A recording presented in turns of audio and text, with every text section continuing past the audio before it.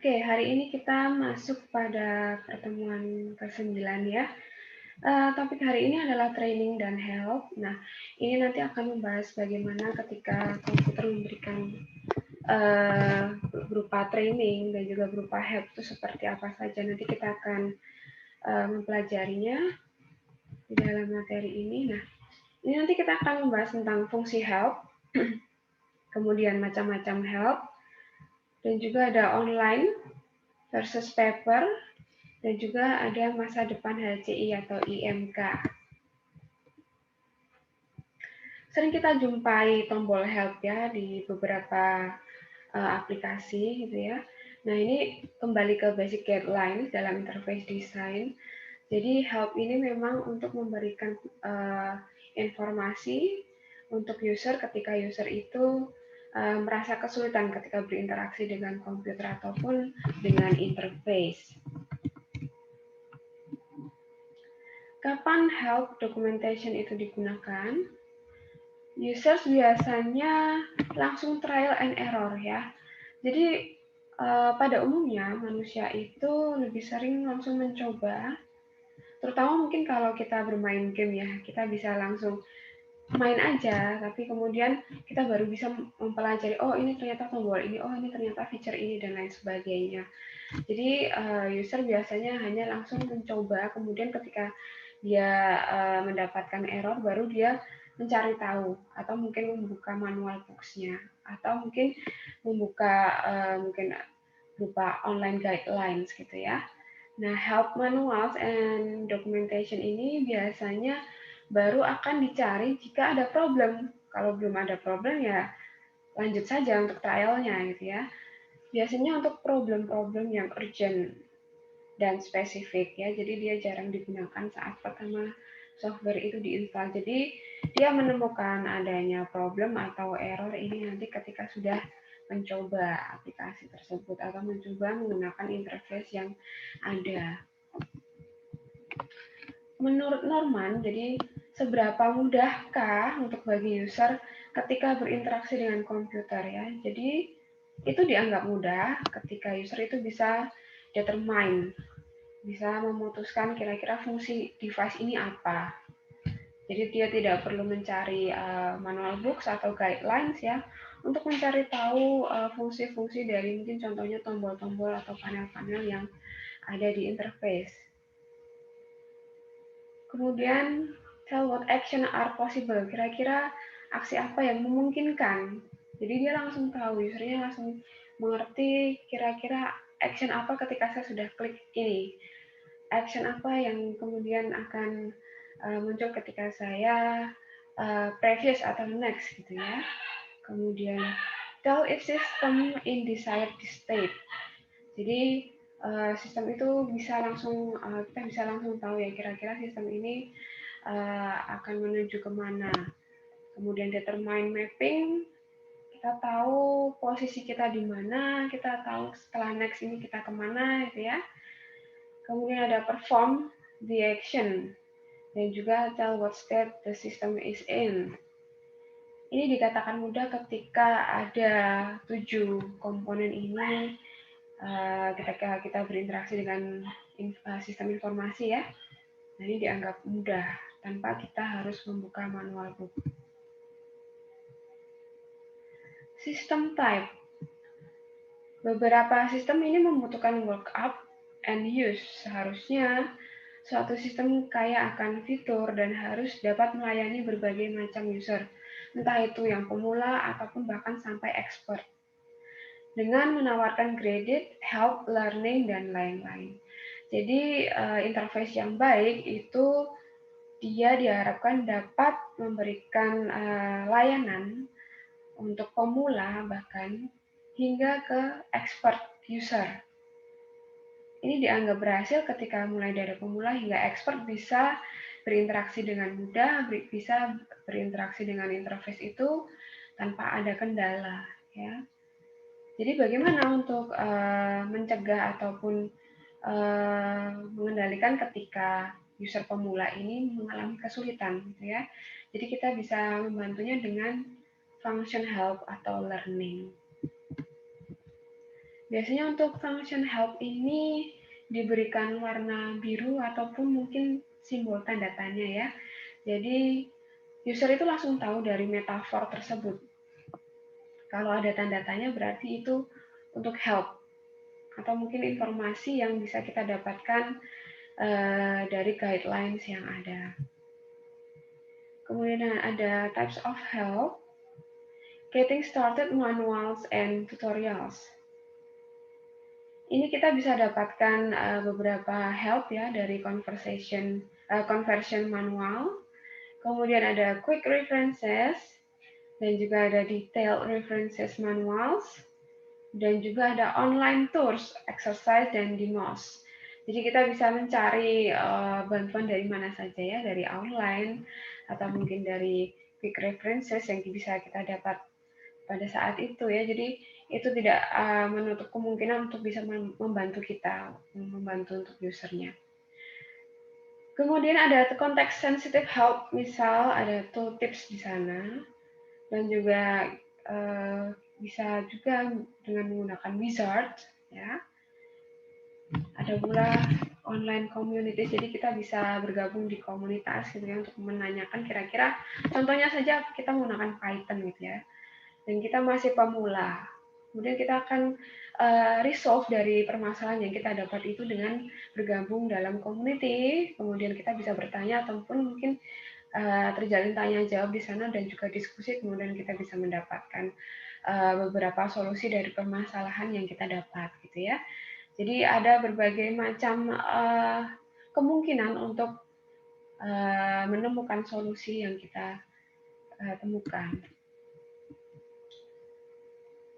Kemudian pengantar tutorial ini mengizinkan user untuk mempelajari GUI dan mungkin nanti juga pada awalnya sampai dengan objek dan juga actions dari high level language. Kemudian mendampingi user untuk menerjemahkan high level intentions ke dalam specific action steps-nya. Jadi dia nanti bertahap ya. Jadi satu persatu ini nanti bisa disesuaikan dengan level intentions-nya. Conversion manual ini mengandaikan user mengetahui tentang task domain, tapi tidak mengenal software secara mendalam. Dia hanya sekedar tahu saja, ya. Kemudian harus menyajikan hubungan antara existing knowledge dan juga new software. Jadi di sini UI UX ini sangat penting ya teman-teman ya. Jadi ketika kita berinteraksi dengan GUI, paling tidak kita juga sudah memiliki user experience, bagaimana biasanya kita menggunakan panel-panel yang ada. Dari metafor-metafor yang ada, dari icon-icon yang ada, biasanya kita sudah mempelajari ataupun mungkin sudah otomatis dari user experience kita ya, jadi pengalaman kita ketika kita berinteraksi dengan interface, kita mungkin sudah beberapa panel sudah mengetahui kira-kira feature ini untuk apa, kira-kira fungsinya untuk apa. Ya. Jadi user experience pun di sini juga sangat penting. Ini kita lewati saja. Oke, untuk quick references, ini sangat berguna karena dari expert user atau intermediate ya, ini membutuhkan detail untuk mengubah plan menjadi actions. Pemula yang ingin mendapatkan overview dari seluruh kemampuan sistem. Ya, jadi quick reference ini sangat berguna untuk expert ataupun pemula. Karena dari short interface flow ini kita bisa melihat kira-kira alurnya menuju kemana. Ya. Jadi untuk pemula kita bisa melihat alur. Biasanya ini pun bisa dimanfaatkan dengan menggunakan visio ataupun mockup ya. Jadi untuk references ini benar-benar kita bisa melihat tahapan-tahapan dari operasi yang kita gunakan ataupun operasi yang akan kita lalui untuk berinteraksi dengan interface.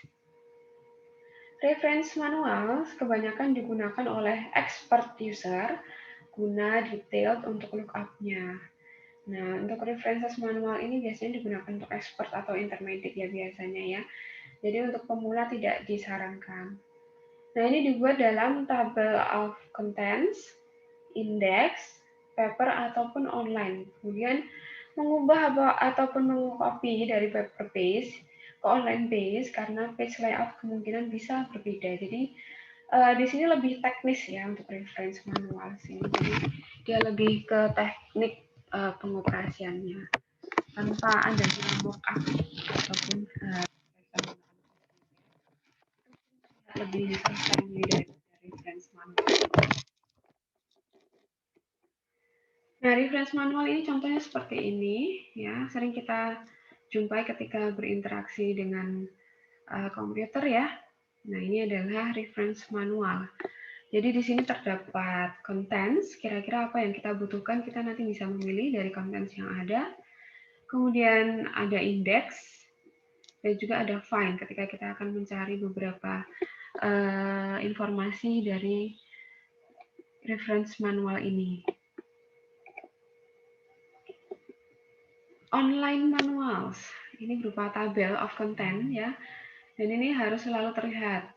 Pertimbangkan adanya tempat, single ataupun multiple window, kemudian mengizinkan user untuk set level of detail, kemudian expanding atau contracting dari informasi yang ada. Nah, contohnya seperti ini teman-teman. Mungkin ini adalah interface dari online manuals. Ketika kita membuka atau menggunakan Microsoft Office yang mungkin versi lama ya ini ya, masih versi 90-annya yang ada di gambar ini ya. Pergunakan online facilities. Jadi di sini ada kira-kira ada pertanyaan seperti ini teman-teman. What would you like to do? Jadi ada online manualnya. Di sini kita bisa mengetikkan kira-kira apa sih yang akan kita lakukan di sini, apa yang akan kalian cari, ya. Nanti di sini biasanya akan ada animasinya, soundnya untuk menyampaikan bahwa ini sedang aktif gitu ya, untuk manual online ini sedang aktif, dan juga berupa multiple window. Jadi dia terlihat seperti pop up gitu ya. Nah, kemudian dia menggunakan natural language, kita bisa mengetikkan bahasa kita ya, bahasa manusia. Nah, ini nanti bisa kita ketikkan di sana, kemudian kita bisa klik search di sana untuk menemukan solusi dari yang kita ketikkan tadi. Online tutorials ini sangat menolong dalam memberikan contoh dari sistem features dan interaction styles. User tidak perlu memberikan perhatian kepada dua hal, screen and paper material. User mempraktekkan skills yang dibutuhkan untuk menggunakan sistem. User dapat bekerja pada waktu kapan saja karena dia berupa online ya. Online tutorial ini sering kita jumpai teman-teman ketika kita mencari, mungkin contohnya di YouTube ya. Kita bisa menemukan banyak sekali tutorial di sana. Entah itu tutorial bagaimana ketika kita berinteraksi dengan komputer ataupun yang tanpa ketika kita berinteraksi dengan komputer. Contohnya ketika mungkin kita akan memasak dalam resep masakan tertentu gitu ya. Jadi ada tutorial-tutorial di sana yang sangat mudah kita dapatkan dan bahkan itu free tanpa kita harus membayar gitu ya, tidak berbayar di sana. Demonstration and guides. Demo dengan animasi ini sangat membantu untuk user pemula ya. Jadi akan sangat terbantu dengan metafor-metafor yang ada dan juga ada beberapa alur yang sangat jelas di sana. Ada pula berupa slideshow, screen capture, dan juga berupa video recording. Nah, slideshow ini biasanya kita bisa menggunakan PowerPoint ataupun mungkin beberapa software yang lainnya. Dan kemudian bisa ditambahkan dari screen capture untuk memberikan penjelasan yang lebih detail. Ataupun kita bisa menggunakan juga dengan video recording untuk lebih jelas. Nah, ini bisa ditambah dengan catatan ataupun narasi ya. Kemudian guides ini digunakan untuk membimbing user melalui bahan yang diberikan. Kalaupun ini nanti tidak bisa, seumpama produk ini tidak bisa di screen capture, berarti harus menggunakan video recording. Contohnya ketika kita akan memberikan tutorial berupa pembuatan maket ya, seperti di arsitektur, berarti kita tidak bisa screen capture. Nah, kita bisa menggunakan video recording untuk memberikan tutorial. help diberikan secara spesifik untuk komponen interface yang sedang dijalankan. Jadi tergantung dia lebih spesifik ya. Dia lebih spesifik dan kita bisa memilih kira-kira tool mana yang tepat untuk kita gunakan. Ya. Di sini contohnya dia menggunakan tooltips ya. Di sini kita bisa melihat ada title bar-nya di sini ya. Kemudian window-nya ini bisa kita geser-geser, jadi dia seperti pop-up gitu teman-teman. Nah ini berupa tips, ini pula juga kita temui di Microsoft Office yang lama, versi yang cukup lama. Jadi di sini ada, terkadang dia simbol ini ataupun maskot ini langsung muncul ketika kita mengalami kesulitan ataupun kita salah klik. Nah, jadi di sini dia membantu untuk memberikan solusi kepada usernya ketika salah klik ataupun mungkin terjadi error. Nah, tooltips ini merupakan teks atau graphical item yang menjelaskan arti atau fungsi dari action tersebut. Nah, automatic context specific ini digunakan untuk mengimprove knowledge dan memberikan efisiensi yang lebih bagi usernya. Nah, ini sering kita jumpai di Microsoft Office yang lama ya teman-teman ya. Jadi seperti Wizard tadi pun juga kita sering ketemu di Microsoft Office yang lama.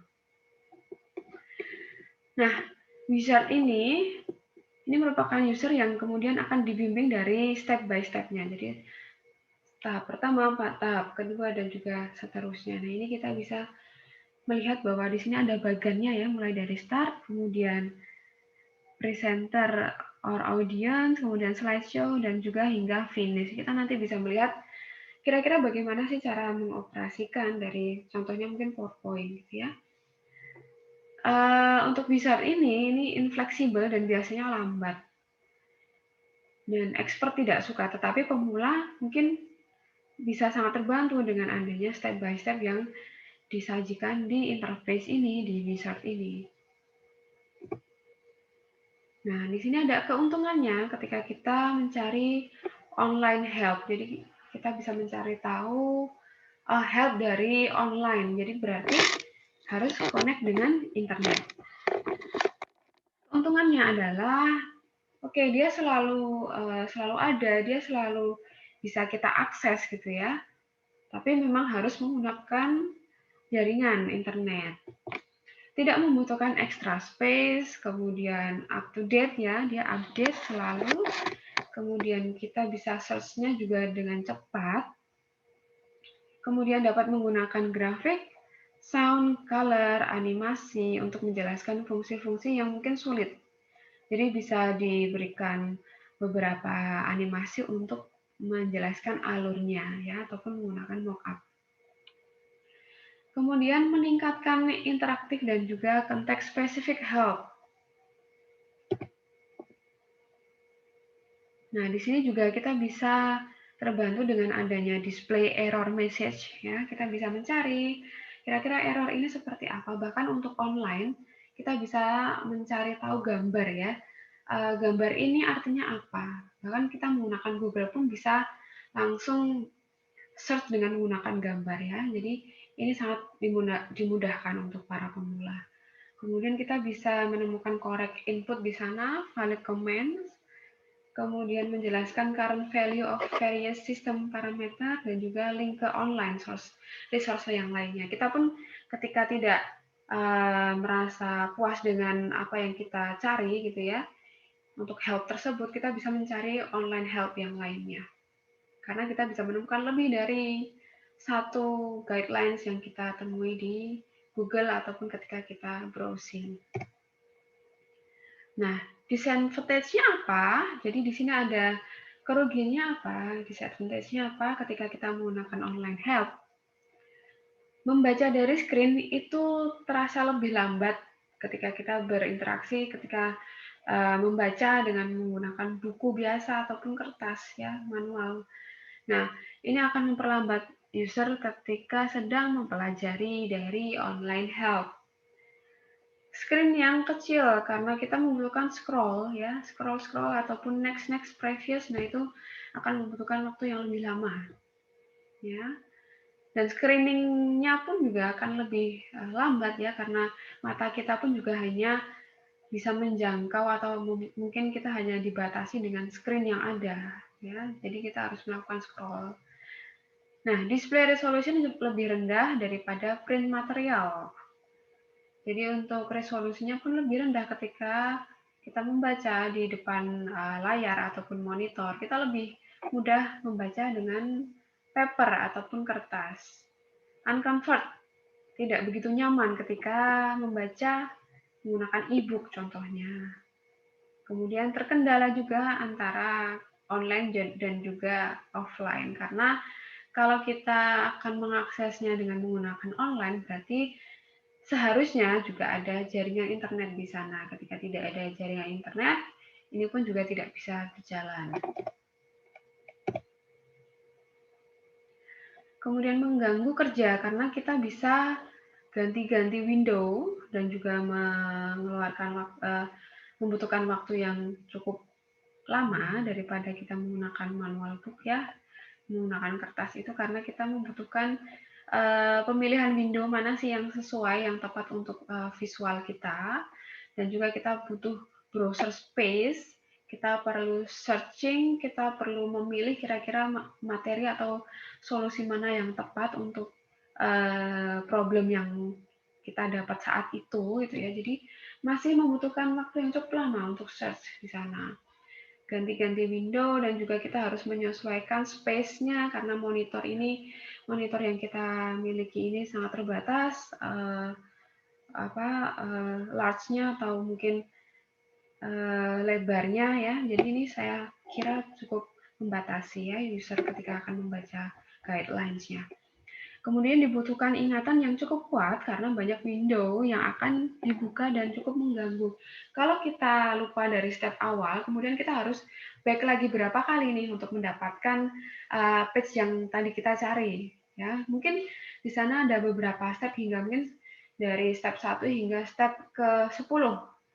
Ketika kita lupa dari step yang ada, kita harus back lagi. Kita harus mungkin ada renderingnya lagi untuk kita memulai dari awal gitu ya.